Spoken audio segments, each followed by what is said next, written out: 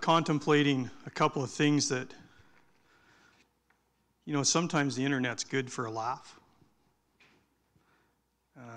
Most of the time the internet's good for a laugh, because some of that stuff that gets posted on there is so ridiculously out to lunch that it's laughable.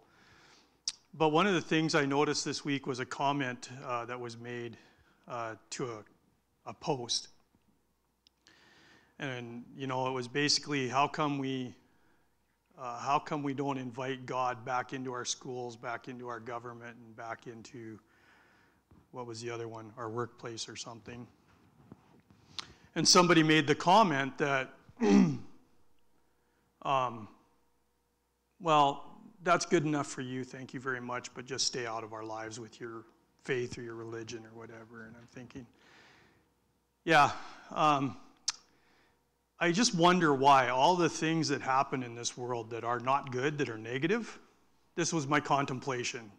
It might fit in the sermon, I don't know, but I'm venting a little bit.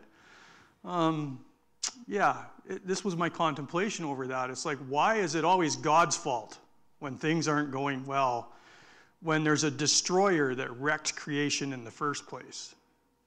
Right? Our forefathers, Adam and Eve, and from them on, were deceived. And they were not strong in the face of that deception, and they fell to sin. That's not God's fault. God told them exactly how to stay true to Him and in perfect relationship to Him. One simple rule. It's Satan's fault, right? But I just find it interesting that in our world today, God gets blamed for a lot of stuff. And there's failure to recognize that there's an opposing force. And in the church, we need to keep that at the forefront.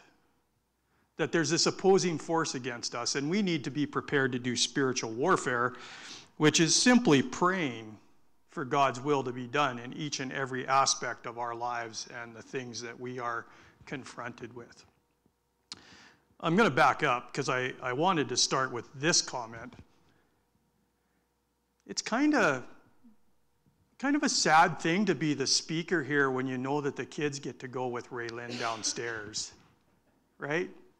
You guys probably feel the same. Oh, we got to sit up here and listen to Mike, and it's going to be so much more fun with her downstairs. But anyway, that was one of my contemplations, the Ray Lynn one, plus this other one. But God is faithful. And I titled this message, Great Faithfulness. And interestingly enough, and I failed to ask Lori, I meant to ask Lori, do you remember what the chorus about God's faithfulness was they sang last Sunday at Hillcrest?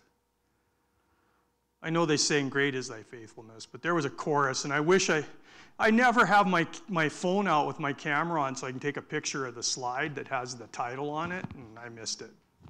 Anyway, that was it wasn't the theme of Steve's message on Sunday, but it was, it just, in my mind, there was just this repeating theme through the worship service of God's faithfulness. And Lori and I have experienced that faithfulness. It's not something that we just read about in the scriptures. It's not just a nice portion of a psalm in our lives. We've experienced God's faithfulness. And I started the way I did because that has not always been fun. There's been a lot of pain in that journey of trusting God to be faithful.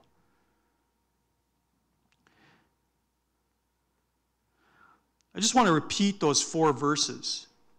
And it might be a different version than what Ray Lynn used on her phone, but I will sing of the Lord's great love forever. We're familiar with that phrase. We have a worship chorus that we sometimes sing that uses that phrase. With my mouth I will make your faithfulness known through all generations. All generations. I will declare that your love stands firm forever, that you established your faithfulness in heaven itself. You said, I have made a covenant with my chosen one. I have sworn to David my servant. I will establish your line forever and make your throne firm through all generations. Generations are an interesting thing, aren't they? We have a few generations that are currently living together. And, in the news this last week, we had another incident with the 737 MAX, right? That door blew out on Alaska Airlines, and they had to turn around and do an emergency landing. Well, a couple days later, there's a picture shows up again on my Facebook feed, and that's not the only research I do. But so there's this 737 MAX that's wrapped in duct tape. And just kind of this comment, fix the problem. Well, a couple people made comments about, really? That's how they fixed it? Like they didn't get the joke. But the person who posted it blamed it on baby boomers not understanding jokes. Okay, I was born in 1964. I am in the last year of the baby boomers. I got the joke. Some other lady that was a boomer, obviously, she got the joke too, and we let him know it. In fact, my comment was, you wouldn't have Facebook, you wouldn't have computers, you wouldn't have the software to run those computers if it wasn't for my generation. Right? Coming out of World War II, we had very simple computers that did a lot of work. But it's the boomer generation that came up with the software and the computer programs. NASA, to go to the moon, was still doing stuff on paper with slide rules when the first computer and punch cards were put into play. I remember when the computer program or class was put into my high school, and it was students working with teachers, my generation, teachers and students together, putting those systems in place for the classrooms.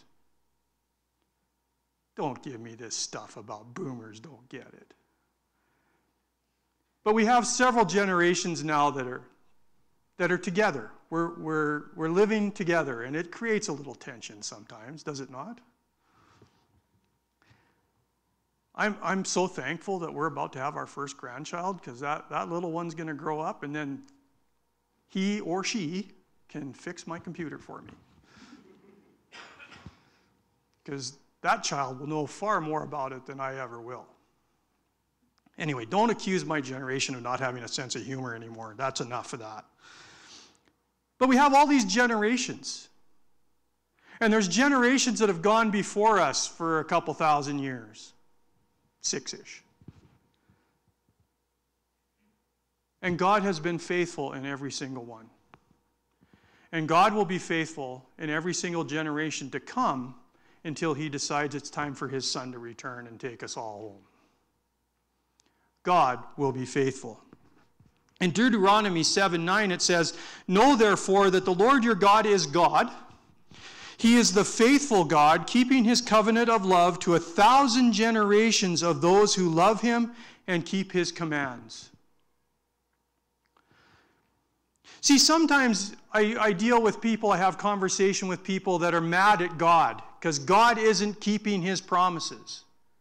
Well, is it that God isn't keeping his promises, or is it that you're so upset about what you're having to live through that you can't see God keeping his promises? I've been in that situation where things were so dark and so bleak and so upsetting that I couldn't see how God was at work, and therefore I got mad at God. Did you know it's okay to be mad at God? He's got pretty big shoulders. And if you're mad at God over something, you're not the first one that's been mad at God or has misunderstood God's work, or, it doesn't have to be mad. It can be misunderstanding. It can be just feeling forsaken. Is that okay to feel that way in the face of God? One of the last 7 phrases that Jesus said on the cross is, my God, why have you forsaken me?" If the Son of God can feel deserted by the Father, I think it's okay if once in a while, when things get dark for us, we can confess that we feel deserted by the Father. The key is to not stay there and to fight through and pray through and read through until we come to that place where we can see the Lord at work. 1 Peter 4:19 says, "So then, those who suffer according to God's will should commit themselves to their faithful Creator and continue to do good." It's interesting how Peter puts that. Those who suffer according to God's will should commit themselves to their faithful Creator. Why would God will our suffering? It's back in our call to prayer, right? Sometimes God has this time in our life or occasions in our life where He wants us to fight through something. And we will come out the other side stronger as we remain faithful to Him and faithful to the calling that He has placed on our lives. Do we not do that as parents? Do you ever teach a kid how to ride a bike? Sooner or later, they want the training wheels off, don't they? The safety net goes away. Training wheels are off, and now one of us, dad or mom, whoever I guess loses the flip of the coin, has to push that bike and get it going and then let go. And whatever happens to our child after that moment is up to that child. And that's a scary place to be as a parent, isn't it? There is one scarier moment in our children's lives. Maybe there's more, but one more that I think of. When they come home with that silly plastic thing in their hand that says they have the right to drive a car. It's like holding on to the seat of that bicycle all over again. Only it's much more powerful. It goes much faster. It does have doors and a body around the child and a seat belt, so hopefully they're a little safer. But those are moments of fear for us. But that's kind of how God's will is in our lives. We have to go through those challenging moments in order to advance and to grow stronger, to understand His faithfulness more deeply.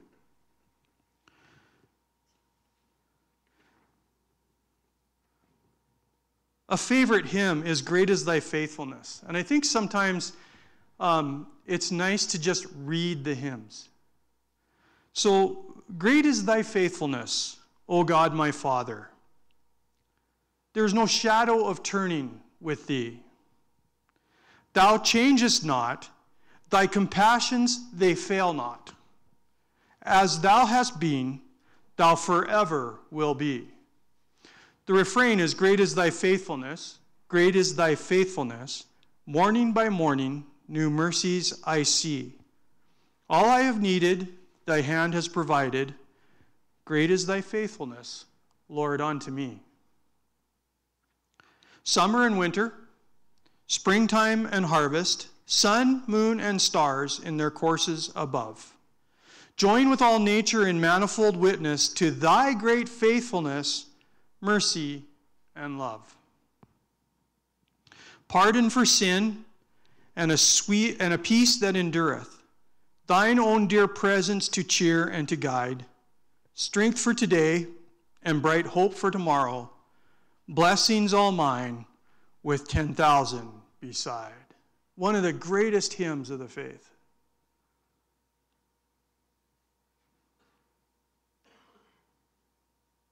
You know, I'm just going to put this plug in here. We miss something when we don't use the hymns very much. They have a purpose.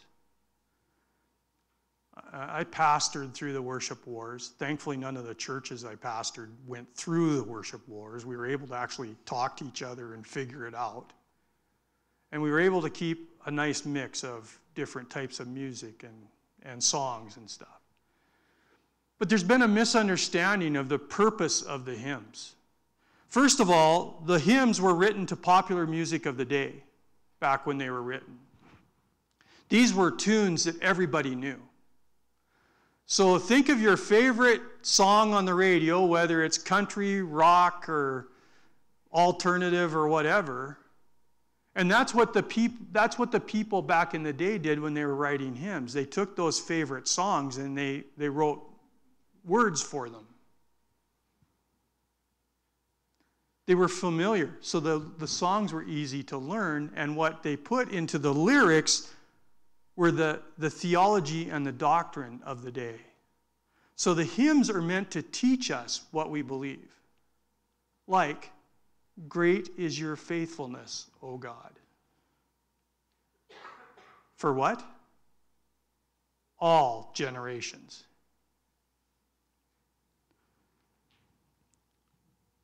St. Francis de Sales said, "The same everlasting Father who cares for you today will take care of you tomorrow and every day.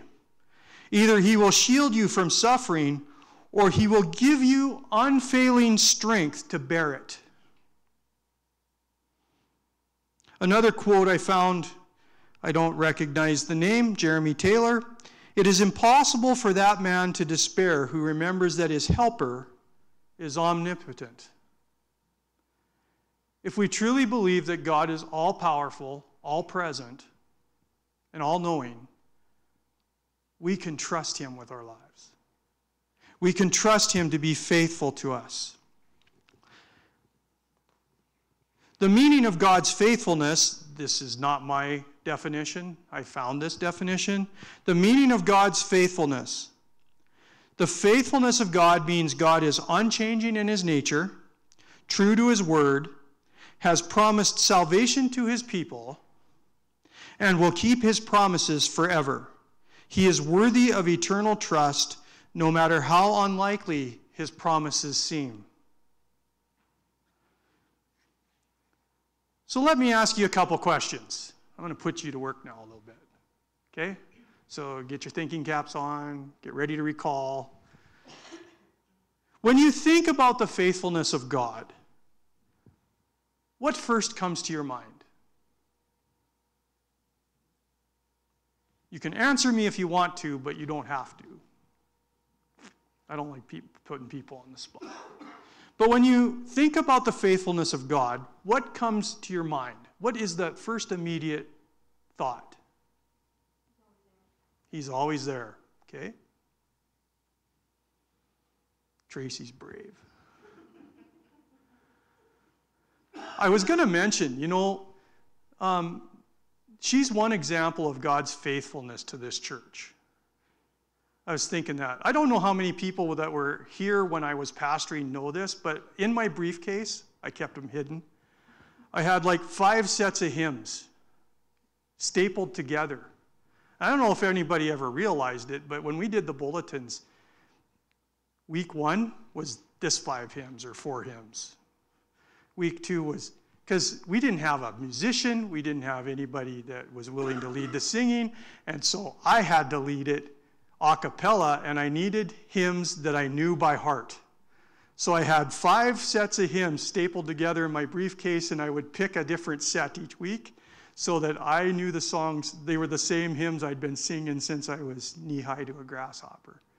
So, and then we got a musician, Annalise. And yeah, she made the odd mistake, but hey, it was music. And then Tracy decided she would sing solos and lead us once in a while. And it didn't have to be my ugly voice leading. You are an example of God's faithfulness. The other one that's in the room right now, you. When I was wondering what we were going to do about books when our treasurer stepped down and she filled the gap. I think you're still filling it, aren't you? There are examples of God's faithfulness in the room. And I could go more than 2 people, but those were kind of salvation moments for me as a young pastor to have. I don't know how the congregation put up with me doing the leading as long as I did. they stuck around, so it might not have been as bad as I think, but that's an example of faith. So what comes to mind first? Here's another one. How has God shown his faithfulness to you in your experiences since coming to know him? Do you have a couple of examples that spring to mind about how he has shown his faithfulness to you in certain situations?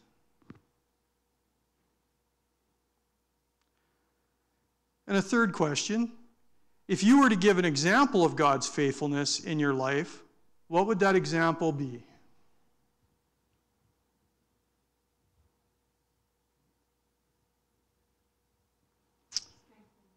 Strength when you need it. Yeah.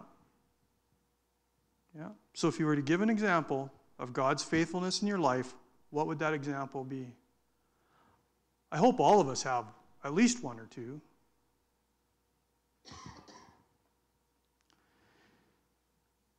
Some of the ones where God has shown his faithfulness to us as a couple and me as an individual are not fun to talk about. But I have shared this one with our congregation in Paradise Valley. And I don't know if I ever shared this in this church, but I should not have lived past the age of 17. I should have died the summer I turned 17. I had been working for a couple who were friends of my mom's. They both had to go into, you might not know my home area, but my hometown is a little town called Plains in Missoula, Montana, is about 85 miles away. And for that summer, one of the jobs I did was I drove them to Missoula every weekday for their radiation treatments. And then one day they had some garden work they wanted done, and they did not want to wait. I had told them, well, I need to get home. You know, Mom's going to have supper waiting and everything. I need to get home. No, we need that done today. Well, it's 114 in the shade that day because it's like July or August. And I'd been in an air-conditioned car all day, but I needed to get home. So I dove out of the car and I just started. It was their pea fences, you know, the fences you put up for your pea vines. And I ripped those fences out and I rolled them up as fast as I could, and I just worked like a dog for, I don't know, they had 3 or 4 of those. And, you know, got it all done, got it put away in their garden shed and everything, and jumped in my car and headed home. And didn't think much of it. Probably stopped on the way home and bought a Coke or something. And I get home and I can't cool down. Bonnie will know what's going on as soon as I describe this. Nurses, well, so will Mary. So I can't cool down. So I decide, well, there's a bit of time before supper. I'm going to take a lukewarm bath. So I jump in the tub and take kind of a, not cold, but not hot bath. And, okay, I'm feeling a little cooler. So I go out. The other thing you need to know is it's that hot out. My parents' house did not have air conditioning. So it's probably 80 or above, somewhere above 80 in the house, even with all the drapes and everything closed. So all of a sudden, I can't get warm.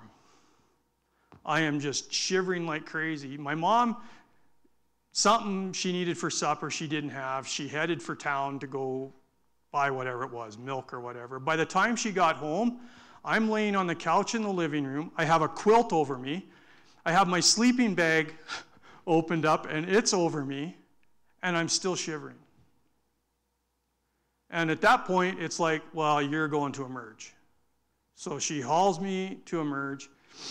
If you knew our family doctor, nothing shook this guy. He's a former Marine. He didn't get too excited about anything. And so I had a new to town male nurse. I think he was actually fresh out of training. And so anyway, he'd been working with me and taking my vitals and everything. And our doctor walks in. He looks at me for a couple minutes. He walks out in the hall, and I hear him with the most scared voice I'd ever heard ask this nurse, what is it, heat stroke or heat exhaustion? And the nurse, new guy, trying to learn. I feel sorry for him now. At the time, I was half delirious, but what scared me is when Dr. Lulak was so upset and told him that when they got me stabilized, this nurse was to spend the rest of his shift in the doctor's lounge researching everything he could about heat stroke and heat exhaustion. And when he used the word stabilized, I knew I was in trouble. And I told my mom. I still get weepy. I told my mom, there was specific kids in our youth and young adult. I said, you got to call Roy, that was my pastor, and you got to call Wayne and Norma and get them praying. And Wayne and Norma, who were friends of mine, just showed up at the hospital so they could actually lay hands on me. Long story short, I had heat stroke and ended up in a bed of ice for 72 hours to get things stabilized. You ever laid in ice? I hate needles. I do not like needles. Like when I was a kid, it took 3 nurses to hold me down so one could give me a shot. And laying in ice is so painful, I was begging for pain shots. And I was told that, and I'd been doing all this work that summer so I could buy a new backpack to go on a scout trip into the Bob Marshall Wilderness. And I was determined that I was going to get good enough, strong enough again to go on this trip. But I was told for the rest of the summer, you have to stay out of the sun. You can only go outside in the evening, or if you are going to go outside during the day, you have to stay in the shade. You have to wear a hat. And my scoutmaster and his assistant show up at our house one night, and they sit me down at the kitchen table, and they say, we're not going to tell you you can't go on this trip, but if you go on this trip, somebody's going to have to carry a 2-way radio, and if something happens to you, the only way to get you out is going to be a helicopter, because we can't pack you out of there. It's your choice. So I spent a couple days thinking about it, and I called my scoutmaster and I said, you know what? It's not fair to everybody else if I go down and I wreck the trip, so I'm going to stay home. Bought this brand new backpack. I'd already bought it. Sitting in the corner of my bedroom, ready for me to pack it. I was told you'll never, ever be able to work outside in the summertime. There's a thing in our brain that's kind of like a thermostat. I forget what they called it. And he said, my doctor said that'll never work properly again. I'm like, oh, okay. So a lot of career choices were going out the window that summer. I'm 17. I'm supposed to be deciding what I'm going to do after high school. God is faithful. First of all, I should have died that day. They managed to stabilize me and get me back. I was told I'd never be able to be in a hot environment again. Since that time, I have done youth trips to Southern California, to Orlando, Florida, to San Antonio, Texas, to Phoenix, Arizona, where we did work projects. In Phoenix, it was San Antonio, we painted picnic tables in a park with no shade. In Arizona, kids didn't take their water bottles with them when we were doing our work project there, and I had a 4-liter water bottle with me, or 2-liter water bottle with me, and by the time we even started work, I'd already given these kids out my water. Since that time, I've done 2 trips to Haiti to build houses after the earthquake. I've been to India twice, and I've been to Yap to build. And with the exception of getting acclimated in Haiti, the first time I went, I got a little sick to my stomach on the first day we were working, and I went and sat in the shade for a while. With that exception, never had a problem. Personally, I know that God is faithful.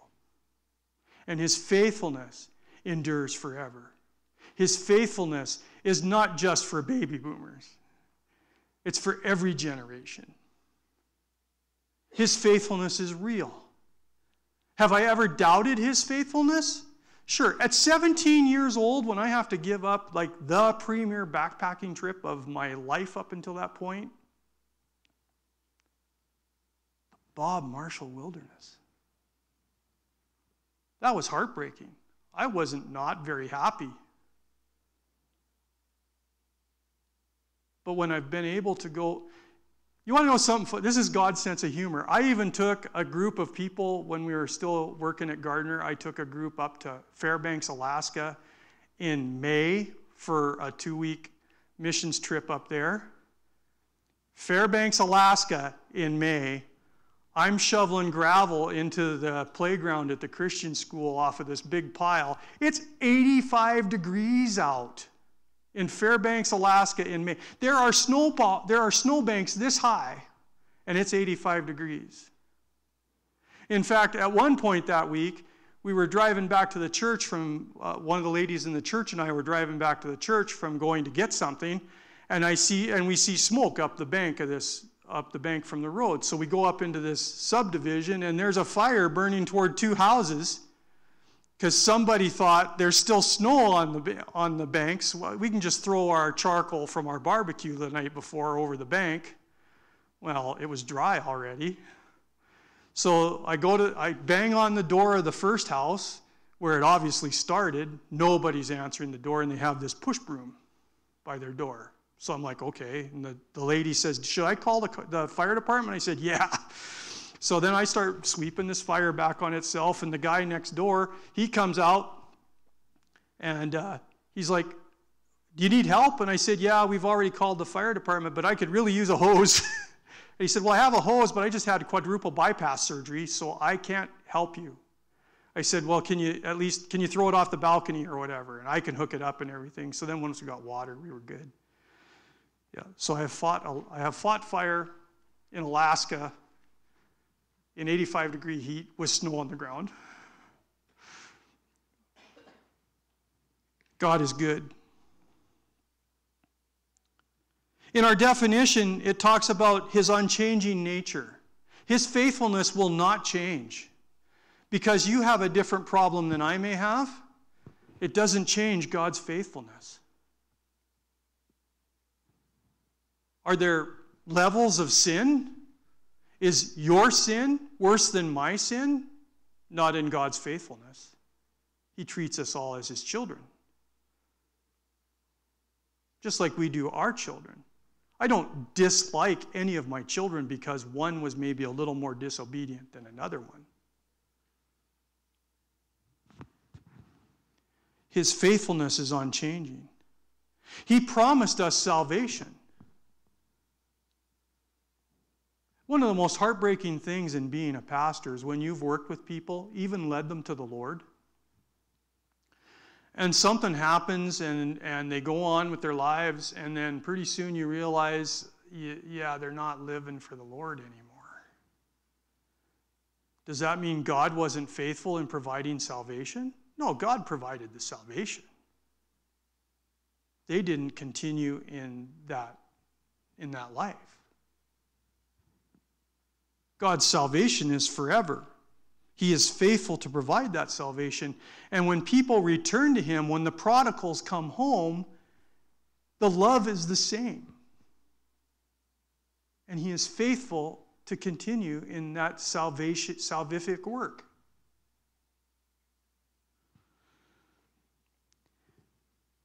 Our definition also says that God keeps his promises forever. Can you think of a promise that God has not fulfilled?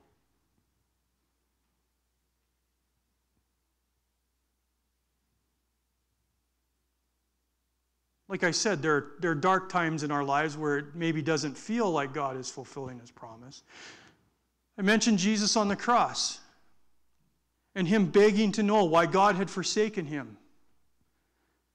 We do realize that Jesus is part of the Godhead, right? And in that moment, he was as fully human as he was God.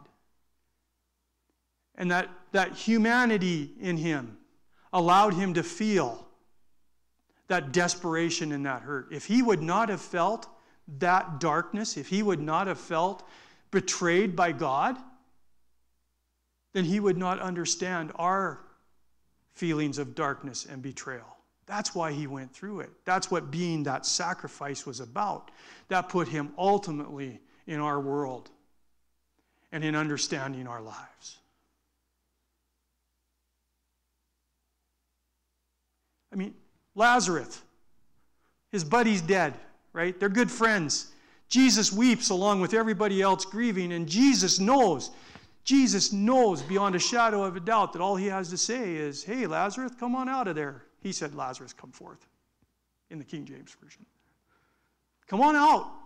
You don't need to be in that grave. You're still good to go. He knew he could do that. He still experienced grief with Lazarus' family. Does that make God unfaithful because Jesus had to go through a few dark moments? He's in the garden praying that he doesn't have to go to the cross. How human is that? As the Son of God, he must have known in some way, shape, or form how things were going to work out. But it was a moment of darkness for him, just like you and I experience moments of darkness when we think the whole universe is against us. Have you had those moments?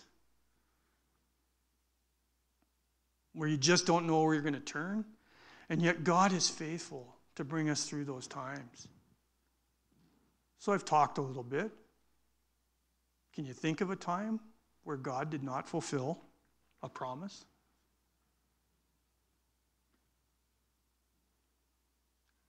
Can't be done. Sometimes we pay the price for not believing he's going to fulfill his promise. Just ask the Israelites in the desert. No, we're not going in there. Those guys are too big. They're too strong. You got two spies saying, no, we can do it. They're big, but the bigger they are, the harder they fall. They won't go in and take the promised land. So what did God do? Was he unfaithful and not just delivering the promised land in that instant? No, you guys need to learn how to trust me more. So back into the desert you go. And when Moses' generation died off, he allowed Moses to look into the promised land but not to enter it. The two spies that were faithful became leaders of the nation, and they took the promised land. But that old generation had to wait until they were all done. And then God took the new generation and moved forward. So he was faithful. But you know what? We're no different as God's children than our children are to us. And sometimes we have to pay the price for our disobedience. There's a consequence. So we may not always understand the path. But God is faithful to us. And he is faithful to his word in our journey down that path. We don't always understand it, but God is always faithful. So great faithfulness. So just as you go from here today, I'll lay this challenge before you. Think about those questions. Think about those times where you've experienced God's faithfulness. Think about times where maybe you had a hard time appreciating God's leadership and faithfulness, but came to a place of understanding his faithfulness. We don't always understand the cost of our discipleship. But God knows how he's leading us. And God knows how those things are going to turn out. And it builds our faith when we stay true to him, when we stay faithful in those moments. So that's my challenge for you today. Take those questions and think about them. Make them a part of your devotional time this week. And just thank God that he walks with us and that he blesses us the way he does, in spite of all the ugliness the world would want to bring into our lives, in spite of the things that we do that maybe we wonder in hindsight, why in the world did I ever make that decision? Or, just in our common everyday life, to know that God is present with us and faithful. Let's pray. Father, I thank you again for your word. Thank you for the verses in this psalm that we started with today. The reminder that your faithfulness is true for all generations. That there is no one generation that is a better servant to you, or more loved by you, or more favored. But that we are all your children, molded in the womb by your hand, designed by you to be the people that we are. We thank you for your faithfulness as our creator, as our provider, as our protector, as our physician. And most of all, we thank you for your faithfulness as our Father. In your name we pray. Amen.